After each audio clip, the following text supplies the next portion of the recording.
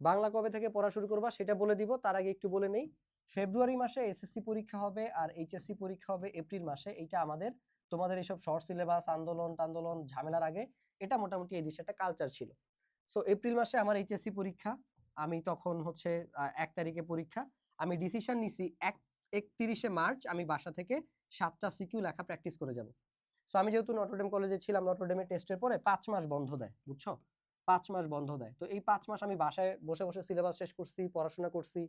তো এই যে 5 মাস ধরে আমি খুব একটা এক্সাম ফোকাসড হয়ে লেখালেখি করি নাই, খুব একটা বাসায় বাসায় নিজের মতো আস্তে আস্তে লিখছি। 31শে মার্চ আমি বাসায় 7টা সিকিউ লিখে প্র্যাকটিস করে দেন 1 তারিখে বাংলা প্রথম পত্র পরীক্ষা দিতে যাওয়ার কথা ছিল। বাট আমি আসলে 7টা সিকিউ বাসায় প্র্যাকটিস করতে পারি নাই, কারণ ওই দিন সারাদিন সারা রাত আমাদের বাসায় কারেন্ট ছিল না, ইলেকট্রিসিটির প্রবলেম ছিল এলাকায়, এই জন্য কারেন্ট ছিল না। আমি 7টা সিকিউ লিখে যাইতে পারি নাই। কেন পারি নাই? বিকজ ইলেকট্রিসিটি ছিল না। রেজাল্ট কি হয়েছে? দেখা গেছে বাংলা পরীক্ষায় আমার লাস্ট 15 মিনিটে 3টা সিকিউ লেখা এখনো বাকি। 15 মিনিটে 3টা সিকিউ লেখা আসলে পসিবল? জীবনেও পসিবল না। সো ওই যে 5 মাস আমার স্পিডে লেখার প্র্যাকটিস ছিল না, অ্যাজ এ রেজাল্ট আমি পরীক্ষার হলে গিয়ে 15 মিনিট আমার 3টা সিকিউ লেখা বাকি, আমার লেখা এত স্লো হয়েছে। অথচ সারা জীবনে এরকম সিনারিও আমার লাইফে কখনো হয় নাই যে আমি জেনারেল সাবজেক্টে নাম্বার ছাড়ছি। আমি লাস্ট প্রশ্ন একটু হইলেও লিখছি, 2 হইলেও আনসার করে দিয়ে আসছি।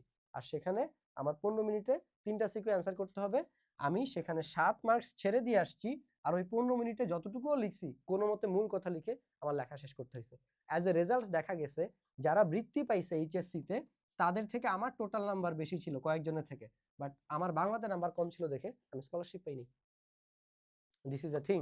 সো এইটা হচ্ছে গিয়ে আমার পরিণতি শুধুমাত্র এই একটা ভুলের কারণে। তাই তোমার পরীক্ষা যদি 21শে এপ্রিল হয়ে থাকে, তোমাকে হচ্ছে গিয়ে আগে মোটামুটি 3 দিন আগে থেকে পড়াশোনা শেষ করতে হবে বা পড়াশোনা শুরু করতে হবে বাংলা ফার্স্ট। কেন এটা ভাইয়া বলছি? বিকজ দেখো, ধরো 21 তারিখ তোমার পরীক্ষা, তুমি তো পরীক্ষার হলে থাকবে, এদিন তো আর পড়ার কিছু নাই, আসা যাওয়াতেই তুমি শেষ। তোমার পড়তে হবে 20 তারিখে, তোমার পড়তে হবে 19 তারিখে, তোমার পড়তে হবে 18 তারিখে। কেউ যদি 17 তারিখ থেকে শুরু করতে পারো তাহলে আরো ভালো। কেন এটা বলতেছি? দুইটা কারণ। এক, তোমার অবশ্যই বাসা থেকে সিকিউ রাইটিং প্র্যাকটিস করে যাইতে হবে। নাম্বার 2, প্রথম পরীক্ষা, it's like a Domino effect. তুমি যদি প্রথম পরীক্ষা ভালো দাও তাহলে তুমি কনফিডেন্ট থাকবা, কিন্তু প্রথম পরীক্ষাটাই যদি তুমি খারাপ দাও তাহলে এমনিতেই পরীক্ষার সময় আমরা নার্ভাস থাকি, এটা তোমার নার্ভাসনেস আরো বাড়ায় দিবে, এটা তোমার সেলফ ডাউট আরো বাড়ায় দিবে। অ্যাজ এ রেজাল্ট তোমার ভালো পরীক্ষা দেওয়ার কনফিডেন্স কমে যাবে।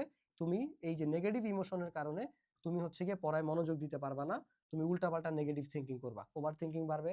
এন্ড অ্যাজ এ রেজাল্ট তোমার পড়ায় ফোকাস থাকবে না, মনোযোগ দিয়ে পড়বো না, মানে পড়তেও পারবা না, পড়া লং টার্ম মেমোরিতে যাবেও না, পরীক্ষা লিখতেও পারবা না। এন্ড অলরেডি তোমাদেরকে আমি বলছি পিএফসি আর অ্যামিগডালা তোমাদের তো মুখস্থ হয়ে যাওয়ার কথা, এগুলার আরো ব্যাখ্যা করে বলা যায়, ঠিক আছে, আরো ব্যাখ্যা করে বলা যায়, বাট ভিডিও বড় হবে দেখে ভাই বলতে পারি না। ওই যতটুকু শর্টে বললে তোমরা বুঝবা অতটুকুই। সো এই যে প্রথম পরীক্ষাটা যদি তুমি খারাপ দাও, তুমি বাকি পরীক্ষা নার্ভাসনেসের মধ্যে দিয়ে যাইতে হবে। অ্যাজ এ রেজাল্ট দেখা যাবে তুমি পড়ায় ফোকাস দিতে পারবা না, তুমি ভালো পরের পরীক্ষাগুলোতে এটার ইম্প্যাক্ট ফেলবে, মানে মানে নেগেটিভ ইম্প্যাক্ট ফেলবে। তাই প্রথম পরীক্ষা যে কোনো মূল্যে তোমাকে ভালো দিতে হবে, তাই তুমি যে কোনো মূল্যে আগে থেকে পড়া স্টার্ট করবা।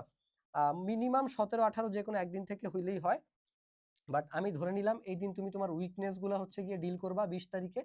যে ধরো তুমি 17 তারিখে গদ্যগুলা পড়ছো, হ্যাঁ, 17 তারিখে গদ্যগুলা পড়ছো, 18 তারিখে তুমি পদ্যগুলা পড়ছো, 19 তারিখে হয়তো বা তুমি উপন্যাস নাটক এগুলা যা আছে হাবিজাবি এগুলা পড়ছো একদিন টাইম নিয়ে। দেন এগুলার মধ্যে যত উইকনেস আছে, যে আরে আমার তো গদ্যের এই জায়গাতে সমস্যা, আমার তো পদ্যের এই জায়গাতে সমস্যা, আমার তো উপন্যাসের এই জায়গাতে সমস্যা, এই সমস্ত উইকনেস গুলো এই দিন পড়বা। আর বাসা থেকে অবশ্যই তোমাদের তো 5টা সিকিউ, টানা 5টা সিকিউ লেখা প্র্যাকটিস করে যাবা, এবং 20টা বা 10টা শর্ট কোশ্চেন লেখা প্র্যাকটিস করে যাবা। একদম এক্সামে যতটুকু তোমার লিখতে হবে রিটেন, ওইটা বাসায় একবার লিখে যাবা, যাতে হাতের মাসেল গুলা ইউজ টু হয়, একটু চালু হয়। দেন তুমি 21 তারিখে পরীক্ষা হলে, সো 21 তারিখ তো আসলে হিসাবের বাইরে, 21 তারিখ তো হিসাবের বাইরে, ওই দিন তো তোমার কোনো কিছু করার নাই। সো মোস্ট ইম্পর্টেন্ট থিং হচ্ছে তুমি 17 তারিখ থেকে পড়াশোনা করলে ভালো। কেউ যদি এখন ঢিলামি দাও তাহলে 18 তারিখ থেকে করতে পারো, সেক্ষেত্রে উইকনেস নিয়ে কাজ করতে পারবা না।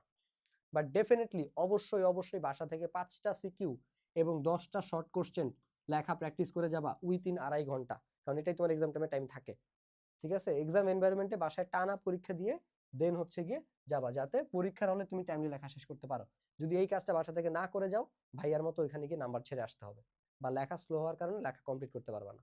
সো এই জিনিসটা মাথায় রাখবা। তাহলে 17 তারিখ থেকে বাংলা হচ্ছে গিয়ে লেখা প্র্যাকটিস করবা। আর যারা আমাদের টিম তাণ্ডবে আসতে চাও, তোমরা টিম তাণ্ডবে আসতে পারো। আমরা টিম তাণ্ডবে হাবি জাবি এগুলো সবকিছু মুছে দিয়ে বলতেছি। ফিজিক্সে ভাইয়া 72টা সিকিউ দাগায় দিছি এবং সলভ করায় দিছি, মাত্র 12 ঘন্টায় তুমি ফিজিক্স শেষ করতে পারবা। যাদের মনে হইতেছে ভাইয়া এখন কোর্স কিনে কি লাভ, লাস্ট মোমেন্টে ক্লাস কি করতে পারবো কিনা, শেষ করতে পারবো কিনা, ঠিক আছে, পরে আফসোস করবা। যেই টাকাটা এখন আমারে দিবা না, এটা পরে বোর্ড চ্যালেঞ্জের জন্য দিতে হবে, নাহলে এই টাকার বিনিময়ে ফেল করে বা খারাপ রেজাল্ট করে ইমপ্রুভমেন্টের জন্য আগামী বছর পরীক্ষা দিতে হবে, ঠিক আছে। সো চুজ ওয়াইজলি যে তুমি কি করবা। দেন কেমিস্ট্রিতে আমি 37টা সিকিউ দাগাই দিছি, ম্যাথে 50টা সিকিউ দাগাই দিছি, যার মধ্যে 30টা করলেই তুমি ইনশাল্লাহ কমন পেয়ে যাবা। সবগুলা না করলেও হবে, এবং এগুলো আমি করাই না, এগুলো আমি নিজেও সলভ করাই দিব। অলরেডি ফিজিক্সের 4টা ক্লাস মানে শেষ, দেন হায়ার ম্যাথ, দেন বিজিএস, তো এগুলো ক্লাস দেওয়া আছে অন্যান্য একাডেমিক, বাট আমি এক্সামের জন্য আবার আলাদা করে রেকর্ডিং করব। আমি হায়ার ম্যাথের যে 41টা সিকিউ তোমাকে দাগাই দিছি, এই 41টা আমি সলভ করাই দিব। কেমিস্ট্রি যে 37টা দাগাই দিছি, এগুলো অলরেডি সলভ করা শেষ। ফিজিক্সের গুলো অলমোস্ট শেষ, ঠিক আছে, 4টা ক্লাস তুমি পেয়ে যাবে অলরেডি। দেন হচ্ছে এই যে ম্যাথেরটা এখনো রেকর্ডিং করিনি, ভাই করে ফেলবো, ঠিক আছে।